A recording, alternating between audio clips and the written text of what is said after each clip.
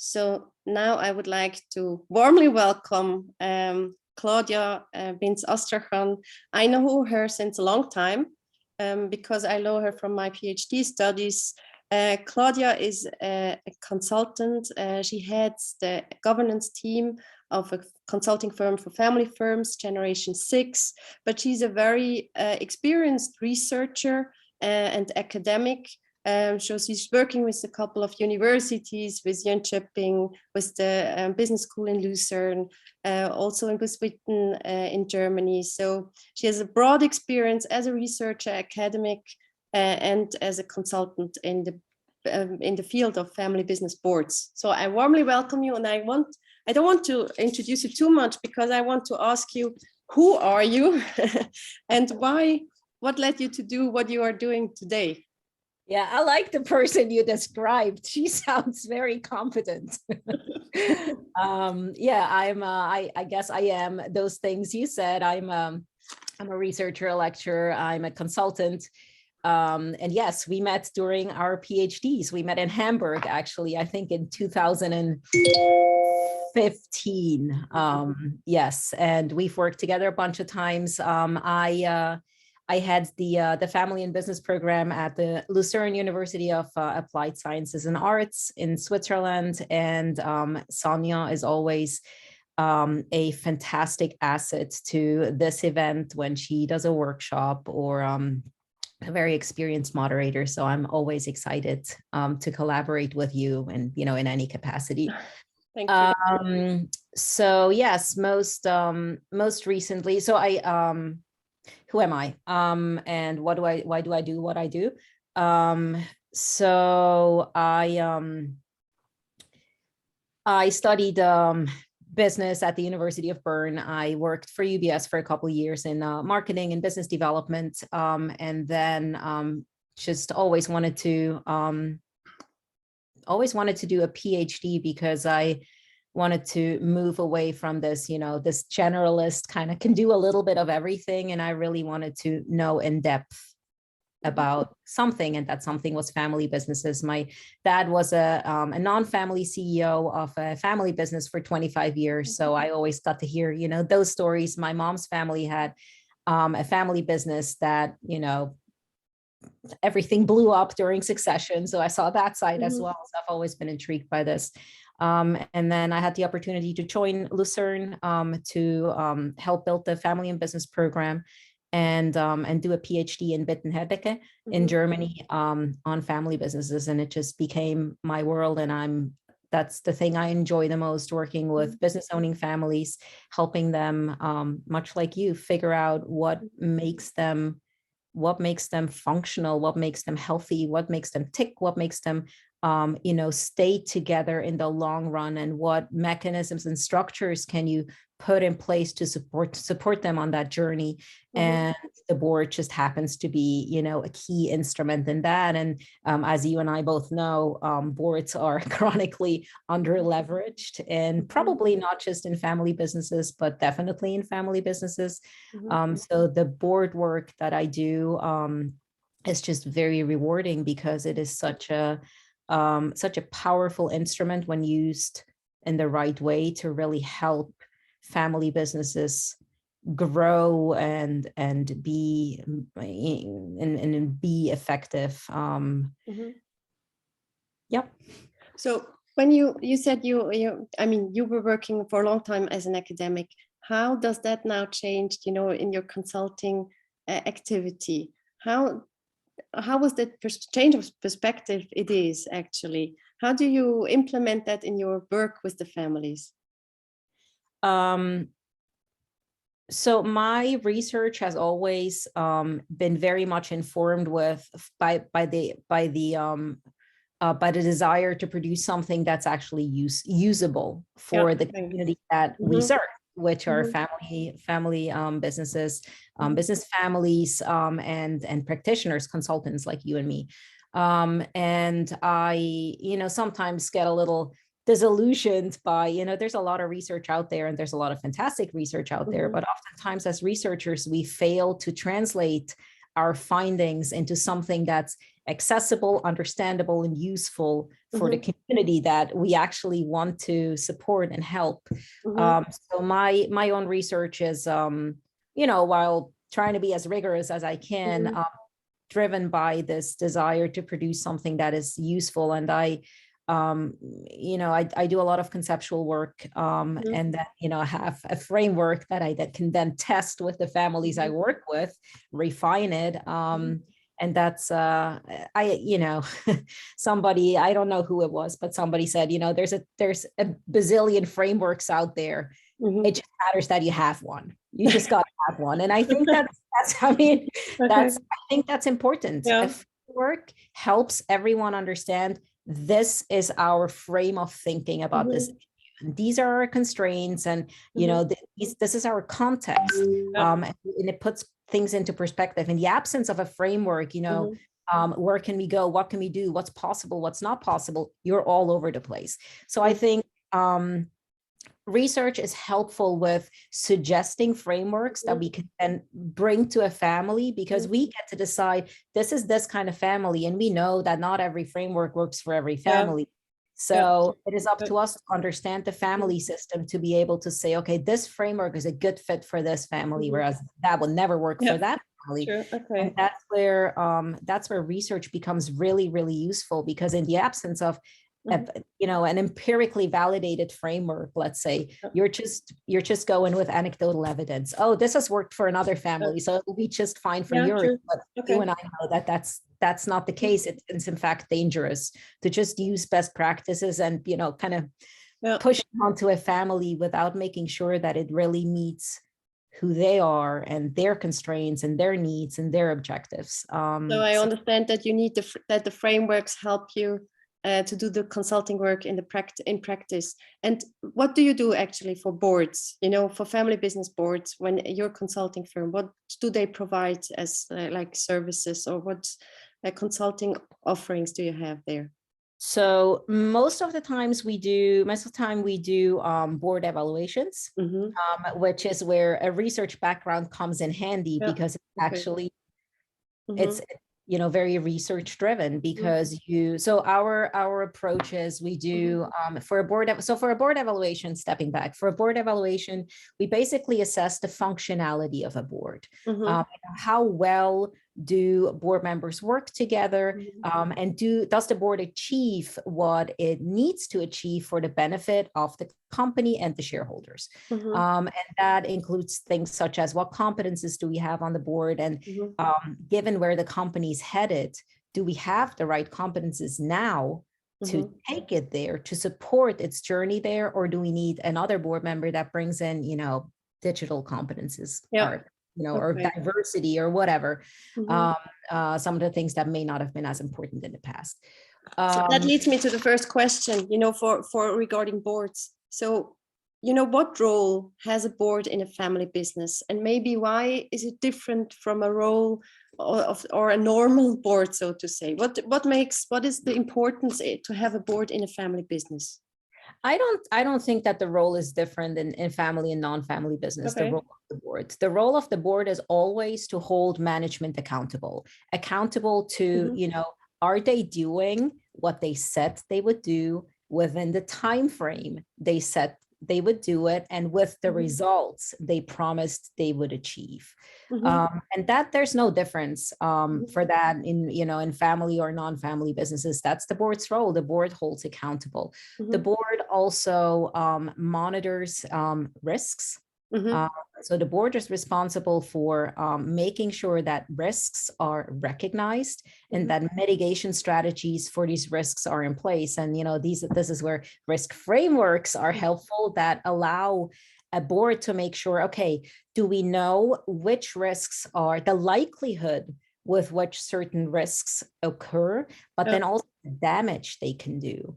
And damage, not just immediate damage, but long-term damage maybe, and then prioritize risk mitigation strategies based on that. So are we sure that in case, we have this one risk, it may not be super likely to occur, but if it occurs, the damage will be tremendous. So are we sure that Is the family a risk that the board needs to consider, or what is the family for the board? The family for the board, the family ideally. So oftentimes, when I work with boards, many board members, especially independents, say, we don't really know what the shareholders want. Okay. And then that's a weakness, right? Because if you don't know, I mean, the board is really there to protect the shareholders' interests. But if they don't know, if the board members don't know what the long-term interests of the shareholders are, then it's kind of hard to act on that. So, and that's oftentimes a reflection of maybe the family not knowing clearly or just not articulating, this is what we want. It's probably more often not knowing clearly what they want, which is why they don't articulate it. There's this whole older stream of research that characterizes the business owning family as a threat to the business, but we know that that's essentially not true, because when people say, oh, family businesses and from shirt sleeves to shirt sleeves in 3 generations. Yeah, but 3 generations, that's 60 years. That's more than most companies make it. So this false assumption that family businesses are short-lived is actually the false assumption is very long-lived, and it sticks. Like any, I guess, majority shareholder force can be a threat to a business if they are misguided and they have, the wrong objectives, or they're self-interested. Their self-interest is what drives their actions rather than what's good for the collective.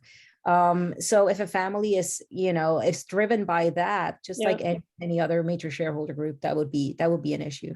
But you said at the beginning, there's no difference between a board and a non-family firm and the family firm. So, but nevertheless, when you have like an anchor shareholder as a family, it seems to me that somehow the board needs to also put some, strategic thinking in the role of the family for, as you said, in the long term, that they are responsible somehow. As you said, they have to know their shareholder.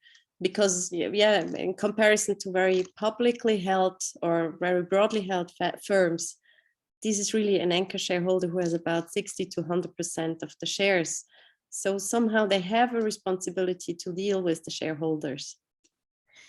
Of course. And, I think, and one key difference in terms of shareholders' needs and objectives is that, in a public company, traditionally, what is the shareholders' objective is maximizing profit.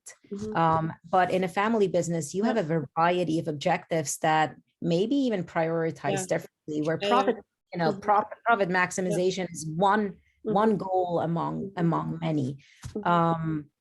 So knowing what the goal hierarchy is from the shareholder, and then there's so many different configurations that affect this relationship between the board and the family. Do you have family members on the board? How competent are these family members on the board? Do you have a family chairman? So what I see often in my work with families is when there is it's a fundamentally different dynamic between the board and the business, between the family and the business, and the family and the board when there's a family member, because they act like this natural bridge between the business and the family automatically trusts what is going on in the business, because they know they have someone inside the system that represents their interests. I just had this week a discussion with my class, and they said, some of them said, so it's not professional to have family members in the board of directors. So what would you say to those students? Then I would say that they should maybe have a conversation with somebody like Thomas Schmuckli, who is the chairman of Bossard, who some of the people on this call might know. He is, on the board of a Credit Suisse Foundation, and he's a family member. He's a spouse actually, but he's a family member, and he's a professional board member. So just because, I agree, in the majority of boards, you'll have family members that could not serve on any other board, and they are on the family business board because they are family members. That does not mean that they're not doing a good job. So I work with one company here in the US. They're a third generation big family business, and mom is still on the board. Mom is in her 70s. She's fantastic, sharp as a whip. She has profound knowledge about the industry, financials, all of that.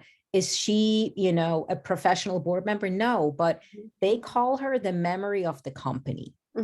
She's a guardian of the values.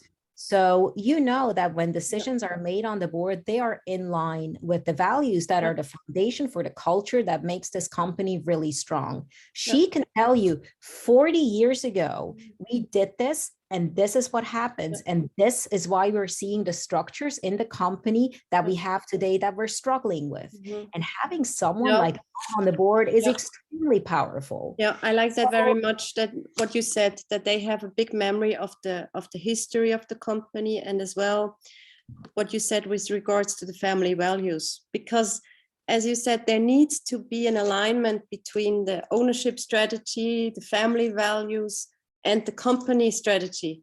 And I see as well, if you don't have family members within the board that are able and have the skills to do so, but they have like a special role. I think family members in the board have like a special duties, so to say, to fulfill towards the shareholders probably.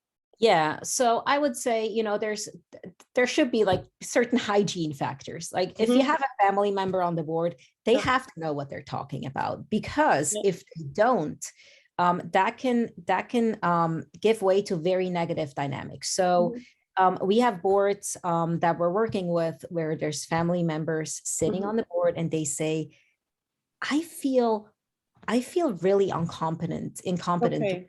Board meetings, you have these independent directors, they know what they're talking. Like, I wouldn't be on this board if I weren't a family member. So I feel like I'm asking stupid questions, so I just don't say anything. So you have those that just go silent, and then they add value, because the value of a board is a direct function of the quality of the conversations in the board. So you have those that go silent, and then you have those that feel, they're in over their head. They feel like other people don't take me serious. They doubt, my competence, they doubt my right to be here. So they become disruptive. So either way, it jeopardizes the boardroom culture, which is very dangerous when you have associates coming in to present, and they witness this negative boardroom dynamic, and carry that back, into the business and talk about how dysfunctional the board is. That's horrible.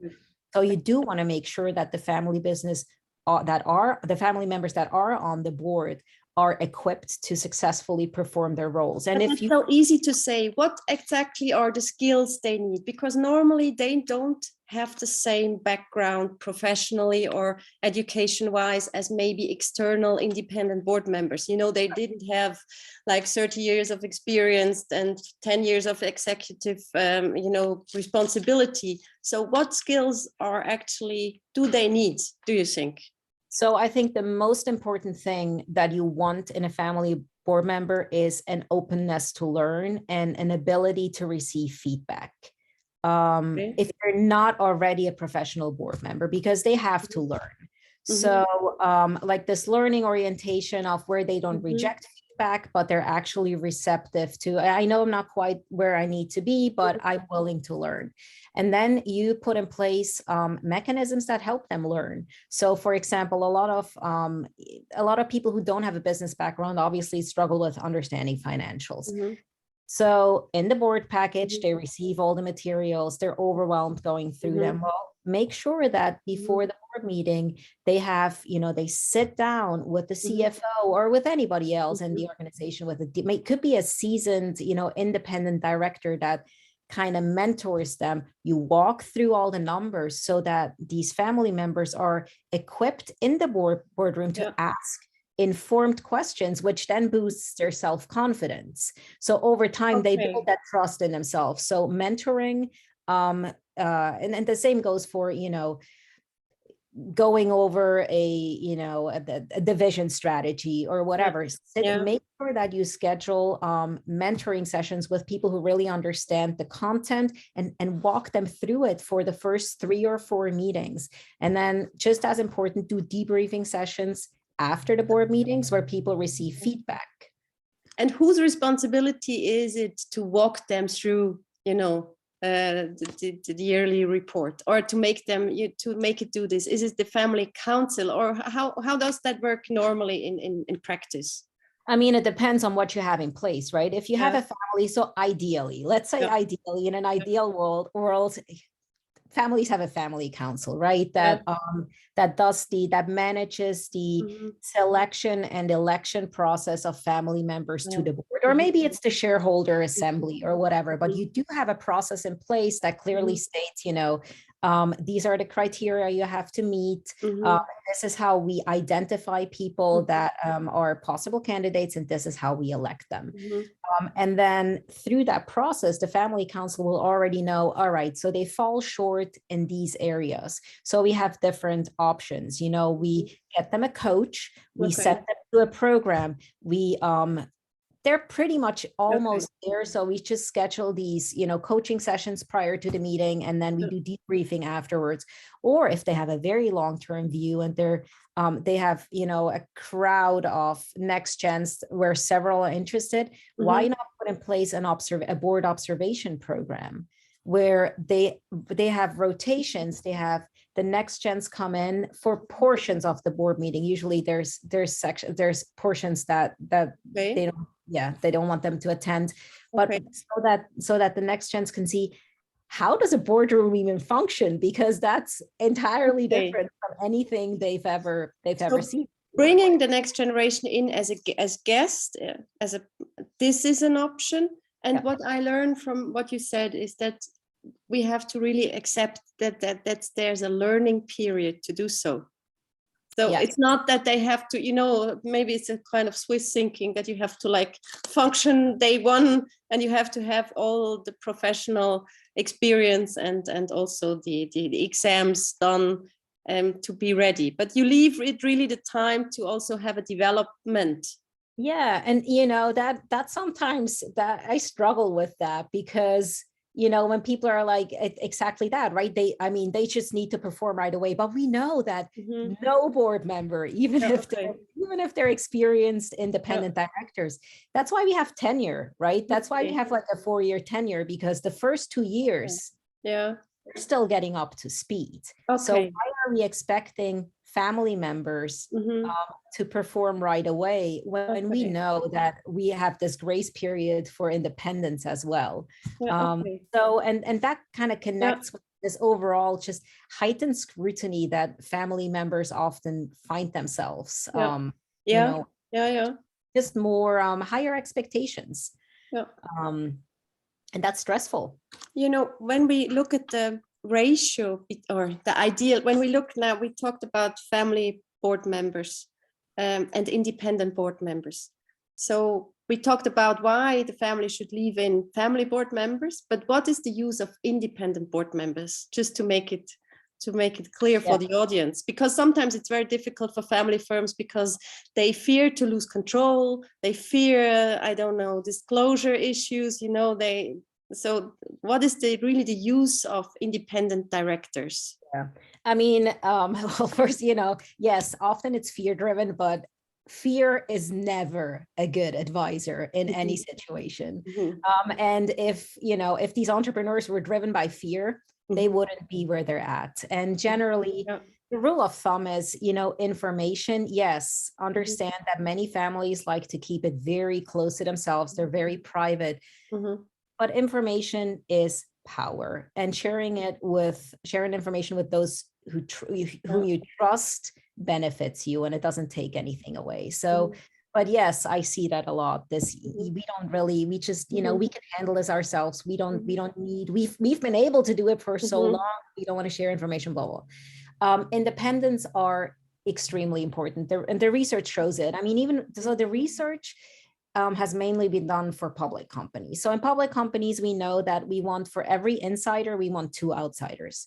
Okay, that's a nice rule of thumb. Okay, for every insider, 2 outsiders. Yeah, so we do want the Yeah. insider knowledge because Yeah. they give us context, they give us color. Without any insiders on the board, apart from maybe a chairman, it's difficult to really understand what's going on in the business. You want insiders, but you also want outsiders with a variety of experiences and, you know, that can tap into different trends in different industries that bring in their very different backgrounds to, you know, where could this go? What have I learned in other contexts? So you do want the outsiders. You also want the outsiders because an insider will never be able to hold another insider accountable like an outsider could. So the definition to me for a truly independent outsider is somebody who has no formal or informal emotional or financial ties to the business. And a good way to gauge that is, so if you may have on your company board an outsider and you think, you know, that's an independent outsider, but if that board seat represents 60% of that person's income, then they're not independent, very likely, because unless they're that person of really high integrity, they may be reluctant to speak their mind because their livelihood depends on that board assignment. So a truly independent person is able to speak with candor, even at the risk of, you know, of disenfranchising, you know, the rest of the board and having to step down. And also a truly independent person, a professional board member is able to say, if they're continuously not listened to, if you listen to me, don't listen to me once, fine. If you don't listen to me twice, if you listen to me 3 times, if you don't listen to me 3 times, I'm stepping down.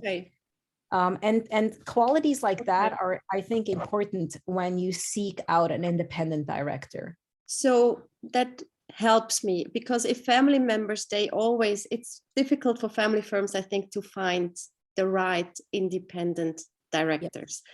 And so one characteristic you said, he or she should be independent, meaning not depending on that mandate.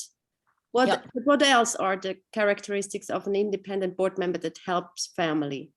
So oftentimes you'll kind of pick someone from your network, maybe a supplier or a customer. Not independent, not a good idea. If you want true independent, you know, I mean, you might think, well, that's good, that strengthens my relationship, but in the end, you're sabotaging yourself because you're not getting true, unbiased, impartial advice. Because there's always a residual interest from somebody, you know, within your network who is linked to the company. And then, you know, a lot of it is also what kind of group do we want? And, you know, there's been a lot of talk about diversity lately. I live in the US, you know, this discussion here is huge, and we see it in board searches. You know, everybody wants, you know, these days women or minority candidates. And so they really want to make sure that the board represents who they're selling their products to. And they're not selling their products to the stereotypical, you know, board member. And it depends what products. But oftentimes you have a diverse clientele. If your board, that's also a signaling, right, to your employees, to, you know, your customer base, that you value that and that you see them and that, you know, they're represented in the decision making. So you want to make sure that the group you put together, you know, represents diversity, and however you think diversity for you is relevant, diversity of experiences. You know, oftentimes you say, well, you know, I want experienced board members. That's great. Experience is great, but maybe especially if you need competences that are relatively novel, you may not find the board member that has these competences alongside 25 years of board experience. So it's a trade-off between, you know, what does my group look like and where can I live with a trade-off of less experience for very specific expertise. Yes, I see that. Okay, so for now, we have to have willing or family members that are willing to learn, that have the necessary skills, but it takes also the time to develop. We have independent board members that really need to be independent. I like the rule of thumb for having one insider, having two outsiders. This is new for me, but I like to discuss that with the families I meet during the day. When we have, what also is always a big question is the process of selection and election within the family firms. So normally in Switzerland, we see a lot of branch representation. That every family branch of a family, normally there are 2 or 3 beginning at the founder. So the thinking starting from the founder. So you have branches, and each branch will send a representative, a family member.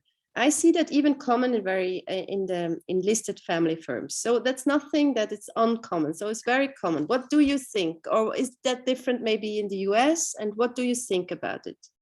Well, I'm not a fan of branch representation because it's not sustainable. And also, there's something to be said about, so you can maintain a branch dynamic in ownership and communication and decision making, but over time that gets very complicated.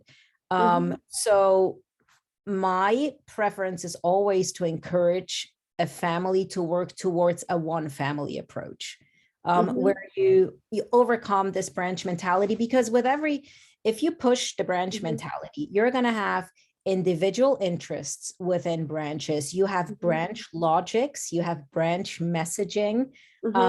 Whereas if you overcome this branch approach and you just say, we're one family, and yes, we're different branches, but we're going to elect the person across all branches and generations. And so maybe you have a generational logic that can sometimes make sense, but we're electing the person that is the most qualified for the job, regardless of the branch you're coming from. Because the problem is, if you codify a branch mentality, we need one person from each branch on the board, you end up with people who are not qualified. And if you have conflict between branches, you're going to experience the conflict in the boardroom, because these people are going to be at each other's throats in the boardroom too. So I'm not a fan of branch logics. I see it not play out well over time in reality. I understand why people would want to do it. I understand, the Swiss mentality enough to understand, there's this fairness, and, everybody, gets to say, Is it different in the US? Do you see different patterns in the US? I think maybe slightly. I think the US is very, meritocratic. So, the best person for the job, but still, the branch logic is more tied to fears and dysfunctionality in the family system, and that you find across the globe. So families that push a strong branch mentality usually have some unresolved conflict going on that they don't want to address. So they just stick with the branch mentality because it's easier. Okay. Yeah, it's quite common. I think it's difficult to overcome this principle. But when you say, okay, we have a couple of family members and we just take the best out of them, how do you structure such a process? Is it like is it like the family council then decides who is the best, or how does that work? I mean, I'm gonna take a little detour in answering that, because you and I a few weeks ago we talked about term limits, I think, and so this is a little similar. So you can put in place, formal agreements, and you can codify things. We have term limits and So this is a convenient way of getting people, of getting rid of people, because you can just say, well, we have term limits. Same with, selection election processes.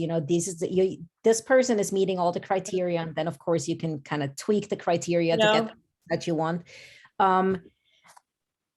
Yes, having these processes and these, these documents, these formal agreements in place can help. But the problem is that it doesn't push the family to have these conversations. Ideally, Me personally, I would like to have a family come together and think about, okay, so we have these 3 candidates, we only have 2 seats. What's our solution? And for them to collectively decide, because if you push people through a system and you push the responsibility for making a decision on the system, there will very likely be a residual resentments. Against the people who put the system in place, or it's unfair or whatever. So ideally, you want to resolve this through conversation. That's not always possible. And then, you work with the person who felt like they were treated unfairly afterwards and, kind of help them work through that. So ideally, I would, yes, you want qualification criteria in place, hygiene, basic hygiene. What does somebody who wants to run for a board seat have to bring? They have to be able to read a balance sheet. They have to know what a P&L statement is, cash flow statement. I mean, and they have to understand what is a strategy, what is an organization. I mean, sometimes if somebody has no business background and they're very experienced in other areas, they just don't bring that. But you do want a certain understanding of basic functioning of an organization in a board member. So you want hygiene factors. Apart from that, a lot of it is personality, that openness to feedback. How valued is that person in the family, knowing that any family board member represents this bridge between the business and the family. You want people who can reach a lot of people in the family system in a positive way, and where people feel like they're represented by that person. So sometimes it's a trade-off between, you may have a super, super qualified candidate, but nobody likes them. And you have a candidate that's slightly less qualified on paper, but people really trust that person. There's no clear-cut solution, and that also depends on who you have on the board and how capable are the independents of mentoring the person who maybe brings a little less on paper, and how willing are they to support them in their learning journey. So it's very contextual. Okay, that's why, and we've often talked about this. That's why best practices are, there's no easy way out of discussion, there's no, I think it's easy to put up a sheet and you put some, I don't know, as a lawyer, I know it, just to write down some instructions, but it's harder to get these decisions through discussions, but it's worth it. I believe it's worth it always. It's the only thing that's sustainable. I mean, countless families too, I'm sure, who've worked through, a family, or who've written a family constitution using, whatever their lawyer provided them, or trusted advisor provided them with, and they made minor tweaks. Or like, now we have a family constitution, cost us, tens of thousands. Nobody reads it. Nobody lives by it.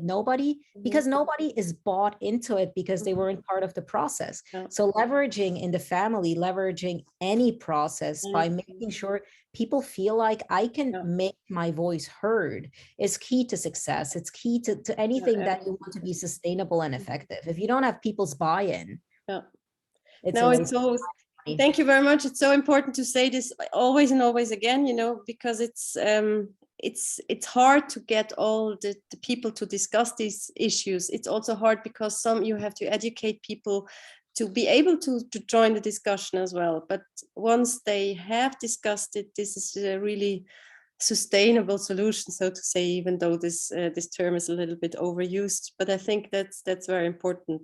So before we go to some questions of the audience, I just want to also ask, so how do family firms in practice evaluate, the boards, do they evaluate their work in practice? And how, how do they do it, or how could they do it best? So I mean, board evaluations is something I do a lot, and I love doing them because of the benefits boards get out of it. It's a super valuable process. You don't need to hire someone to do it.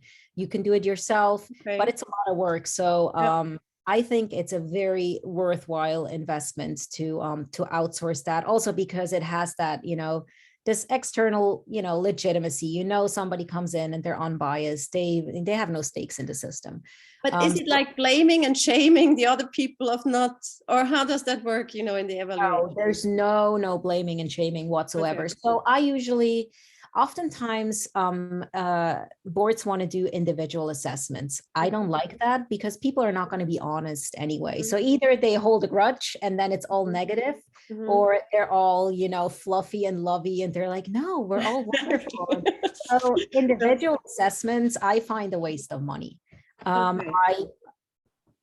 I think individual assessments you can do on your own. You don't need to pay someone to do that. If you have a functioning board with board members that have, emotional maturity, which is something that you would expect in a board member, you can have them fill out an individual a self-assessment, but then also an assessment of the colleagues and overall functioning. That is something the colleagues together, but not individually of the others. No, you can do individual too, but okay. Just don't expect a lot of candor. Mm-hmm. People are probably, if it's a functioning group where people like each other, they're going to protect each other because they want to maintain status quo.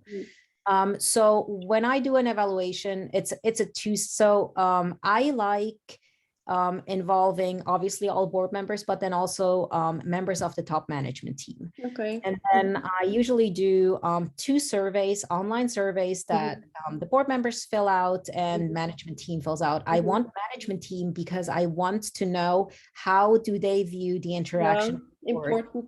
How do they feel when they're presenting in the boardroom? How do they view the quality of discussion?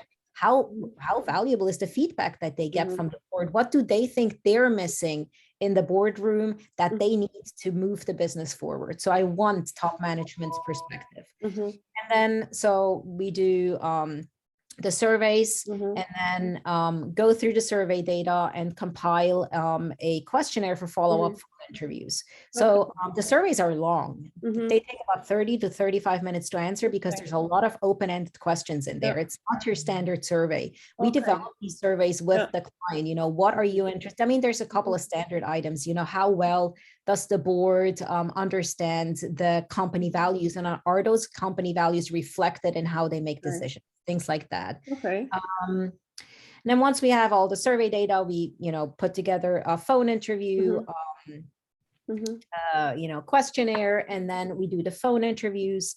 And then, we sift through all the data, and we come up with about 3 to 5 recommendations for actions for the board. And that, common issues are, the board, there's this saying, boards need to be nose in and hands out. And oftentimes we see that there's boundary issues there where the board is way in, way micromanaging things that they have nothing to do with. So what is the issue here? Is there a lack of trust? Is there a lack of information? Is there just a lack of respect? What is it? So that and how do you give the feedback to the board? You just you go into the boardroom and then or how does that work? Yeah, so we put together, so usually we coordinate the whole evaluation with let's say the nomination and governance committee, or maybe with the chairman. And then we present the first draft of this is what we're going to present in the board meeting. And then some are like, go right ahead, let's see what. And it's interesting because there's always controversial stuff in there, but it's interesting how many view this as an opportunity for controversial discussion, and they're actually looking forward to seeing how board members react to it. So it's a catalyst, so to say. Okay. Yeah, absolutely. Okay. And how often do you do this? Is it like do the boards evaluate every year or every 5 years, or how does that work? We have boards that do it every year. That's challenging for us because it's not like a board fundamentally changes every year. So we try to. Those that do want to do it every year, we say, okay, so this year we're going to focus on divisions. So you kind of change the scope, and then it's not purely a board evaluation. It goes into the business a little bit, or it goes maybe more the family. So we try to to put the focus. too, because otherwise it gets very redundant. It's not very interesting. Okay. But usually I think every 2 years is good practice. Makes sense.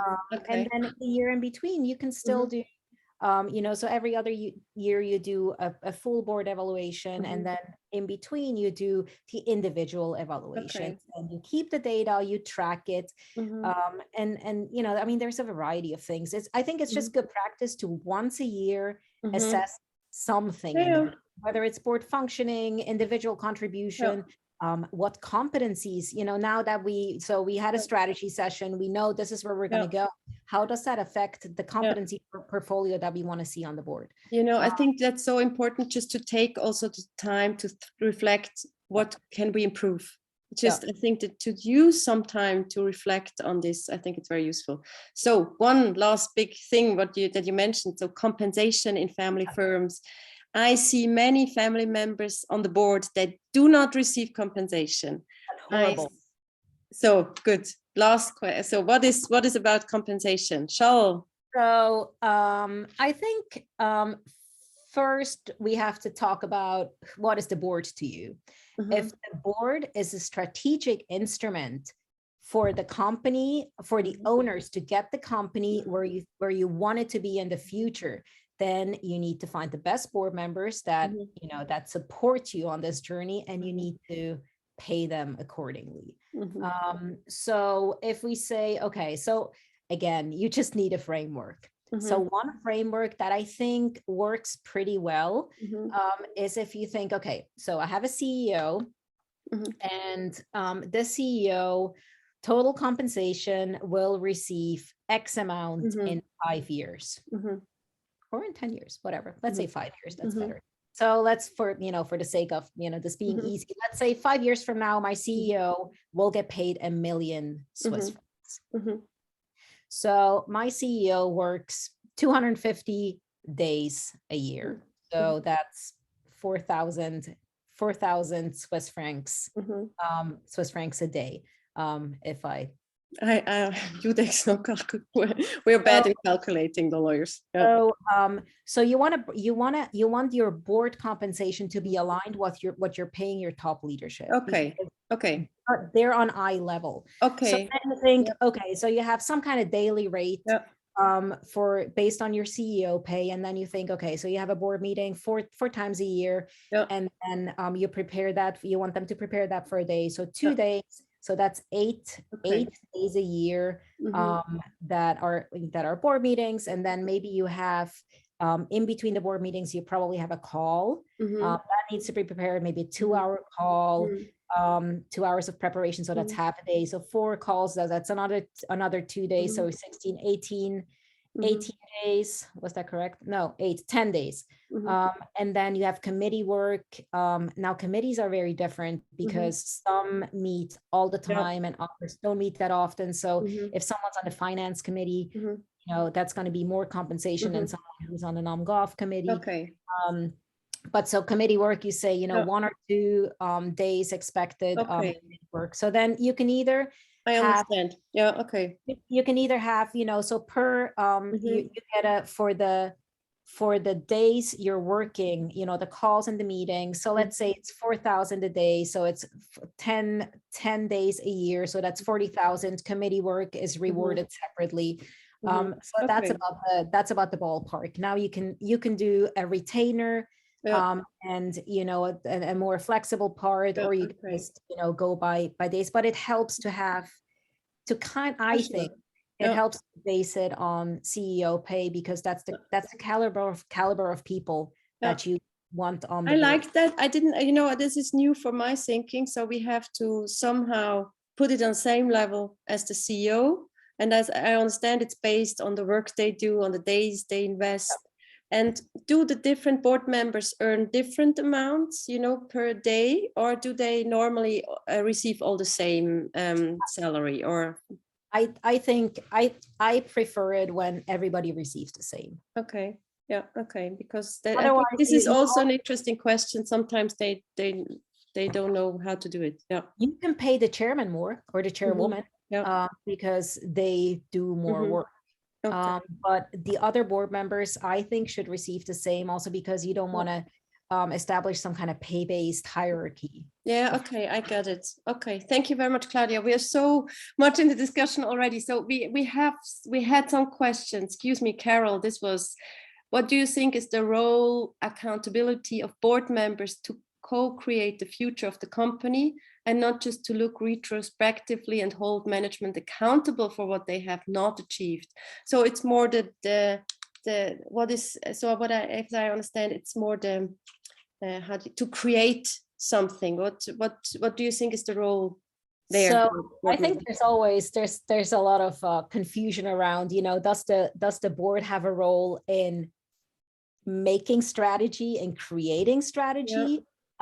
Is the board involved in that process, or is the strategy something that comes from the top management team for the board to review, to sign off on, and then track progress? The latter is what I think makes more sense, because you do want your top management team to be the drivers of strategy, because those are the people you see. It's more an incremental, or I mean, it's more from bottom-up approach to create strategy. Yes. I mean, I think ideally your top management team, comes to the board with, this is our strategic vision. The board gives input, they go back, they refine it, and so it's an iterative process, but that's driven by the top management team. I think most boards are too far away from business to really understand all the complexities and all the constraints to really come up with a fitting strategy. So I do like to think of it as they're doing it driven by the top management team, and the board is a sounding board, and the board has to sign off, because if there is agreement that this is what we're going to do, only then can the board hold them accountable. So it's not, it's yes, co-creating, but really the board is not involved in creating so much, but in guiding the process, informing the process, in being a very critical, sounding board. How are you going to make that work? How are you going to achieve this growth? Is this going to be organic? Well, if you want to do acquisitions, what is that going to look like? So what does that look on the, on the capital? What does it look like on the capital side? So to kind of connect the dots. The critical questions. Ask the critical questions. So what else do you have in the audience? Would you like to have any, what questions do you have in the audience?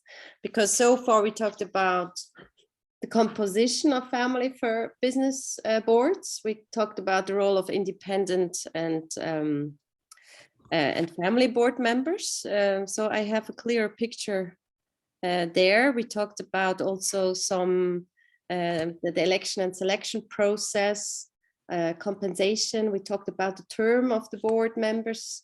In the audience, do you have any additional questions you would like to discuss? Let me just check the chat. Talk about everything. So we talked about everything, yeah. But there's so many things, many questions. So I just have a look at the audience. Are there any other questions you would like to ask? Claudia and myself, we are also happy to take questions afterwards.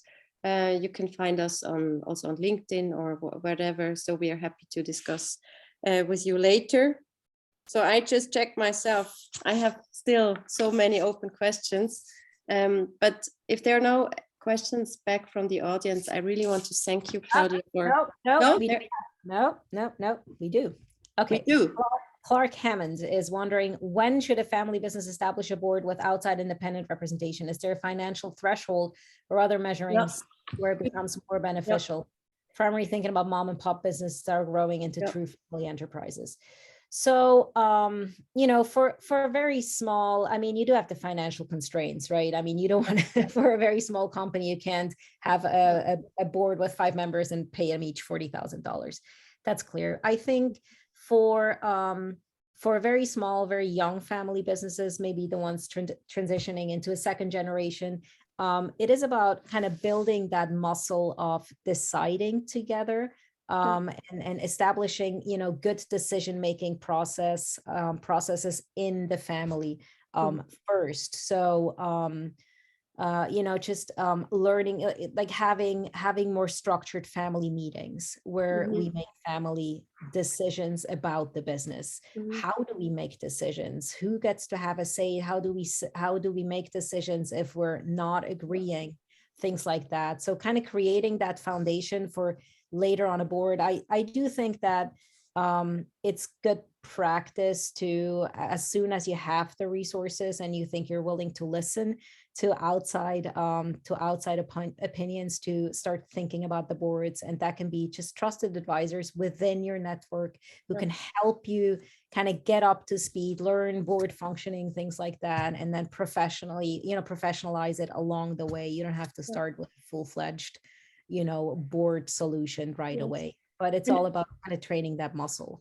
And I have a sibling partnership, so siblings that take over a company now, and I think this is a good moment also to have an external or independent board member there, because they can help the siblings to first in the succession, from the founder to the sibling partnership stage. It helps to have an external board member, as well as to hold them accountable for strategy, as Claudia said, because often they just, or the risk is that they just somehow administer two parts of the business and don't have a common strategy. So I think it's important to have a board there that somehow takes care of a common strategy, or that a common strategy is made.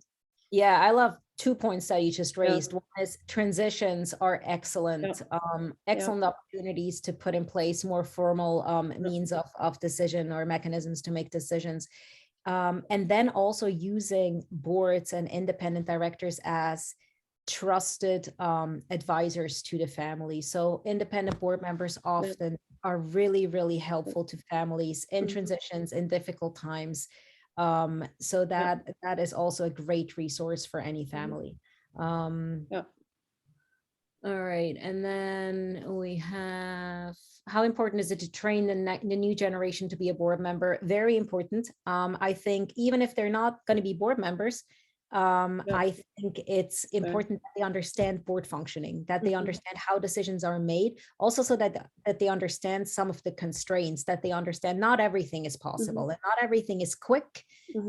And this is what it takes to come to a decision. And that really helps with, just also giving each other grace, those that work in the business and that those that are a little more removed, just anything that helps with the understanding of this is how the business functions will help family functionality down the road. So yes, you definitely want to train. So board observation programs are great for that. And then are you seeing this question? Yes, I see it now. How do you deal with incapacitated board members, especially if they don't feel incapacitated before they tell you? So this is where term limits can be very helpful. Yeah, but for that, I mean, many families now have recognized that they need to put things like that into writing when people are still in good health. What happens if an independent committee of whoever we put on that committee, it could be board members, it could be members of the family council, but we have a committee in place and we have a process where we determine if someone is not capable of performing their ownership and decision-making role. So putting that into writing beforehand is really helpful. Getting rid of someone within the constraints of, we really have no legal means to get rid of them is very hard when they're already, past the point of being rational. But I mean, that, I mean, it's just like with anything, and you want to get on top of things during good times. You want to address things when everything is lovey-dovey and great, right? You want to put a board in place when you're doing great and you're growing and there's no huge conflict. You want to put a family council in place when you don't need it. That's when you have to put it in place. Otherwise, you're already in conflict, and any conflicts that you're engaged in are going to show up in the structure you put in place because you're trying to prevent that conflict from happening again. And that's going to make it dysfunctional. I think this is a great ending for us. I think what you said, especially, you cannot circumvent the conflict in establishing roles or whatever rules and papers. So addressing the conflict discussion with the family members, that is important. So I learned a lot from you today, and I thank you very much. I thank the audience for taking the time. I thank you very much for taking the time. I hope to see you soon and speak of all the new happenings that happen in between. And I wish you now a good day and the audience as well, or good evening in Switzerland. So thank you very much for joining us. Hope to see you soon. All right. Bye-bye. Bye. Thank you. Bye. All right. I got to jump off to a call, actually. Okay. We'll talk soon. Thank you. Bye. Thank you. Bye.